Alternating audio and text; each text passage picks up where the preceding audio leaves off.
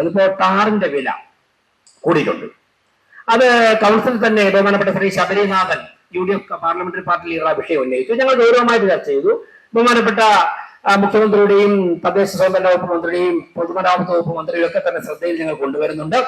സ്വാഭാവികമായിട്ടും സംസ്ഥാനത്ത് എമ്പാടുമുള്ള ഒരു പ്രശ്നമാണ്. ഗവൺമെന്റ് ഈ വിഷയത്തിൽ ആരോഗ്യകരമായിട്ടുള്ള ഒരു തീരുമാനം തന്നെ ഗവൺമെന്റ് സ്വീകരിക്കും എന്നാണ് നമ്മൾ, കാരണം ഇരട്ടിയിൽ കൂടുതലായിട്ടുള്ളതാണ് പറഞ്ഞത്. പക്ഷേ നമുക്ക് ആ ഒരു കാരണം പറഞ്ഞുകൊണ്ട് എഗ്രിമെന്റ് വെച്ച വർക്കുകളുടെ കാര്യത്തിൽ നമുക്ക് അങ്ങനെ ഡിലേ വരുത്തി പോകാൻ സാധിക്കുമോ?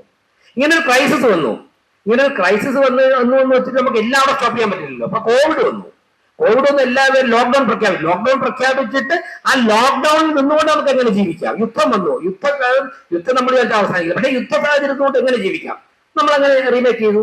അപ്പോൾ ടാറിന്റെ വില കൂടിയെന്ന് ഒറ്റ കാരണം കൊണ്ട് നിങ്ങൾ എഗ്രിമെന്റ് വെച്ചപ്പോഴേക്കും ടാറിന്റെ വില കൂടിയിരുന്നില്ല.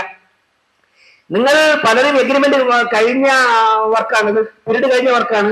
അപ്പോൾ സ്വാഭാവികമായിട്ടും അതിന് ഗവൺമെന്റിന്റെ മുമ്പാകെ ഞങ്ങൾക്ക് ഒരിക്കലും പോളിസി എടുക്കാൻ പറ്റുന്ന തീരുമാനമല്ലത്, വിഷയമല്ല. ഗവൺമെന്റിന് മുമ്പാകെ ആ വിഷയം അവതരിപ്പിക്കുക, ഗവൺമെന്റ് തീരുമാനം എടുക്കണം. പക്ഷെ ആ ഒരൊറ്റ കാരണം പറഞ്ഞുകൊണ്ട് വർക്ക് ഡിലേ വരുത്തി പോകുന്നതിനെ കുറിച്ച് പുനർചിന്തനം നടത്തണമെന്നാണ് എനിക്ക് നിങ്ങളോട് പറയാനുള്ളത്.